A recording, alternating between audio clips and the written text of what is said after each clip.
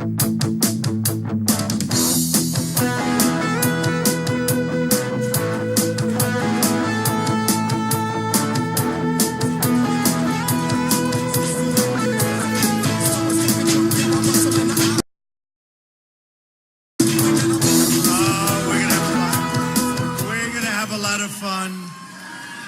going to have a lot of fun. Thank you, everybody. You know, we have thousands of people outside.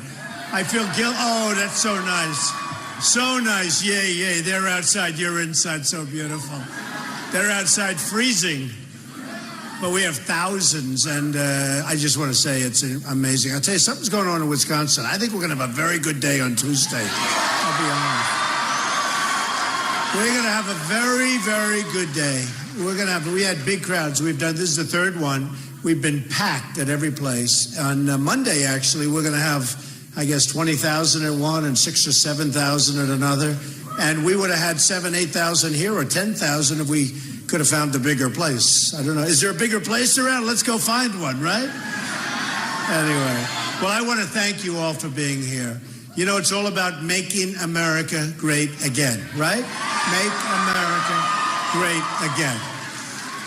Our country is suffering. We're suffering. We see what's going on. And, you know, I look at numbers, and I must tell you, Scott Walker's been a nice guy. And I've been nice to him. I gave him like about $50,000 or $100,000 in his campaign. He gave me a plaque a little more than a year ago. No, he gave me a plaque. I wish I had the money back, right? Give me the money back, Scott. But he didn't like the way I treated him. He ran for president. I ran for president. I won. So therefore, you want to have Trump, right? I mean, we want to have Trump. And, you know, the reason I won, to be honest with you, I was very nice to me. He was very nice to me. Then he had a fundraiser, and his fundraising person made a mistake. He said very nasty things about me. Come on, we're going to have a fundraiser for Scott. And he said some really nasty things. So I called Scott because I always like to sort of watch to see what happens. And then I call and say, I'm sorry, Scott, that wasn't nice, what your guy did. And I started talking about the problems that they have in Wisconsin. Now, you know, I have a lot of friends in Wisconsin. It's an amazing place and a great place. But they have difficulties. I just wrote down 20% of the manufacturing jobs have left since the year 2000. People don't know this stuff. And, you know, when Scott came out, he was in first place. And after I went after him, he left. That was the end of Scott. That's the way it should be. Don't you want that for your president? I mean, you know. Now, the Journal Sentinel, I don't know if you like it or don't like it, but the Wisconsin is chronically lags the rest of the United States in job creation. So in job creation, Wisconsin lags. Also, Journal Sentinel, let's say, keeps wages depressed because of other jobs, depressed wages. Also, a lot of the work and a lot of the jobs, they pay a very small amount, and a lot are in the healthcare industry, which really is not a lot of high-end jobs, because we're losing our jobs to Japan, to China, to Mexico. You know all about it. We're losing our jobs, our good jobs. We're losing to other places.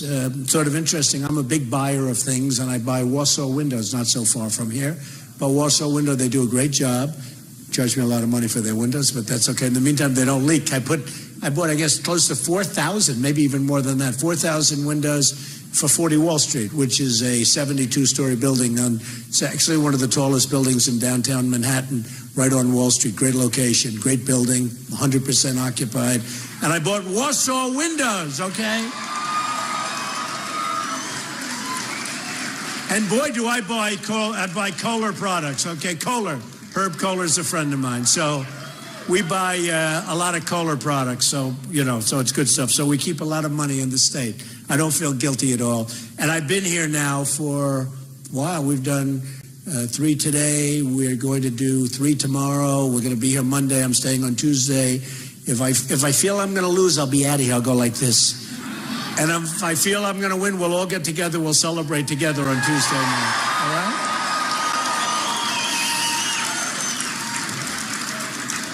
In Wisconsin, household income has declined since the year 2000.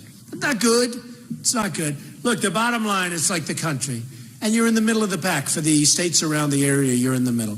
So when Scott, you know, goes out and endorses Cruz, I understand that. Cruz will never bring you to greatness, let me tell you. He's a politician. He has money coming in through all sorts of different people that he thinks, like on his financial disclosure form. He didn't disclose that he had $1 million in loans from Citibank and from Goldman Sachs. He hasn't disclosed it. He forgot to put it on. He said, I forgot. Lying Ted. Lying Ted. Lying Ted. What does he hold up high before he lies? The Bible. He holds the Bible high, he puts the Bible down, and then he lies. Lying Ted. No, he's a liar, I'll tell you. I've met a lot tougher than Ted, but I never met one that would lie as much. Not a good liar, though. He always gets caught. A good liar doesn't get caught. What he did, like as an example, to Ben Carson, I think that was terrible, in Iowa. Ben endorsed me, great guy, and Ben is, in Iowa, and Ted said, he has left the race. This is on election day, folks, they're voting.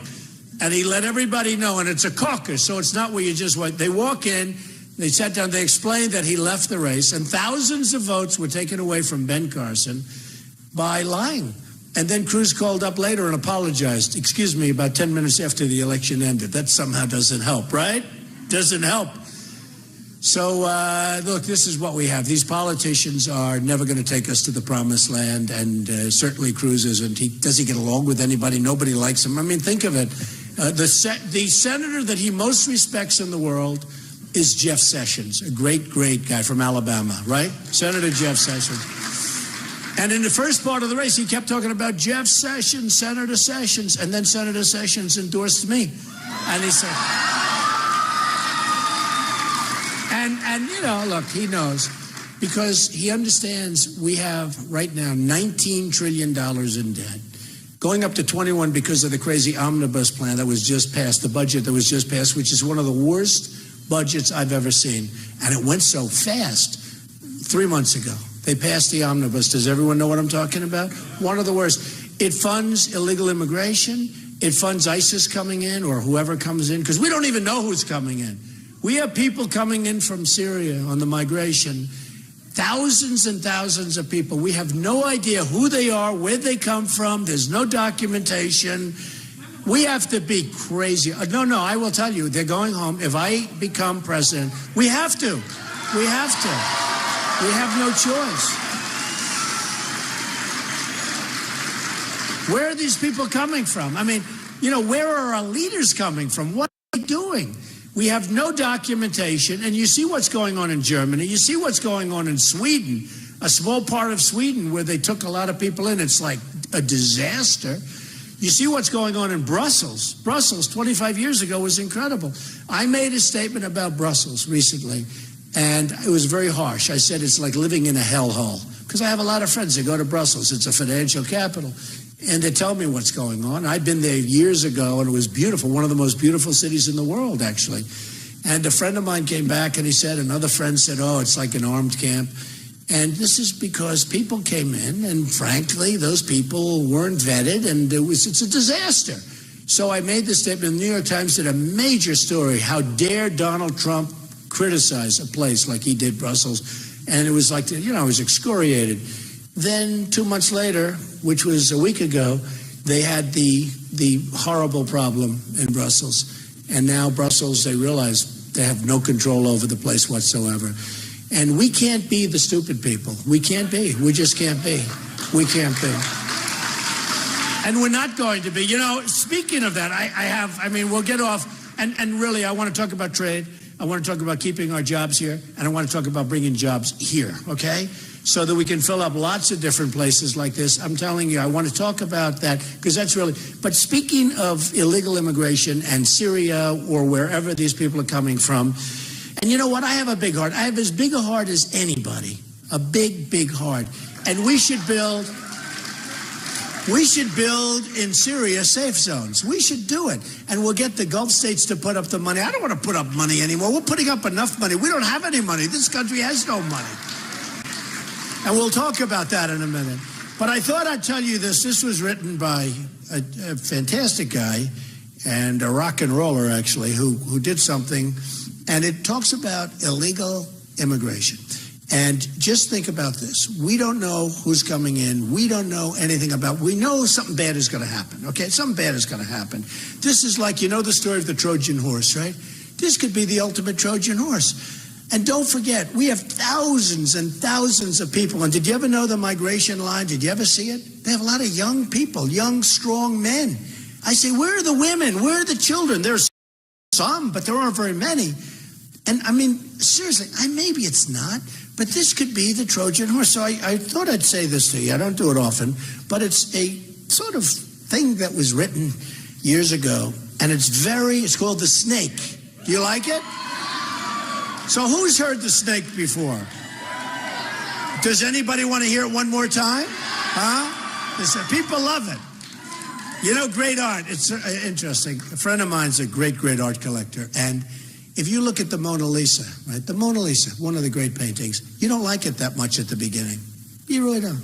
And then you look at it again, I like it a little bit more again, and by the time they reach a certain age, it's like captivating. The people are just crazed. They can't look at anything else, right? That's called great art. With other paintings, you'll say, oh, I love it, I love it, I love it. And then 2 weeks later, you don't like it anymore. There is something very special about great stuff. So this is very descriptive. And people like it, and it's a little bit tough, but it's very true. And think of this with allowing people in. We know it's going to be a problem. We know it's going to be a problem. It's going to be a big problem. You're going to have things happening. Look what happened to the 2 radicalized people in California recently with the 14 people that they killed. Their co-workers. They killed their co-workers out of nowhere. Their co-workers gave them a baby shower, and they had a party for them. And they went in and they killed 14 of them. And others badly wounded. You look at Paris, where 130 people were killed, and tremendous numbers of people in the hospital. They'll be in hospitals for the rest of their lives, and many will die. What are we doing, folks? What are we doing? So this is called The Snake. On her way to work one morning, down the path along the lake, a tender-hearted woman saw a poor, half-frozen snake. His pretty colored skin had been all frosted with the dew. Oh, well, she cried, I'll take you in, and I'll take care of you. Take me in, O tender woman. Take me in, for heaven's sake. Take me in, O tender woman, sighed the broken snake. She wrapped him up all cozy in a curvature of silk, and then laid him by the fireside with honey and some milk. Now she hurried home from work that night. As soon as she arrived, she found that pretty snake she'd taken had been revived. Take me in, O tender woman. Take me in, for heaven's sake. Take me in, O tender woman, sighed the broken snake. She then clutched him to her bosom. You're so beautiful, she cried. But if I hadn't brought you in by now, oh heavens, you just definitely would have died.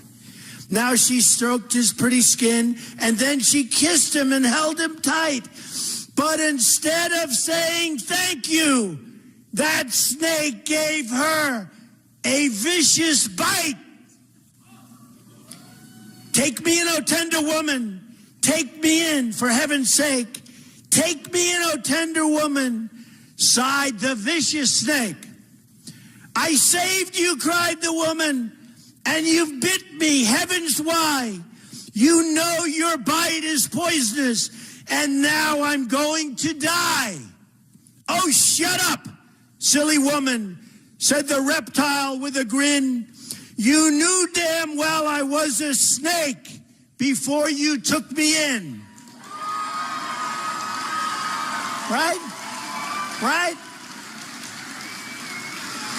No, I don't think so. You think Kasich does that? I don't think so. I don't think so. You think Ted Cruz does that? I don't think so. No, I don't think so.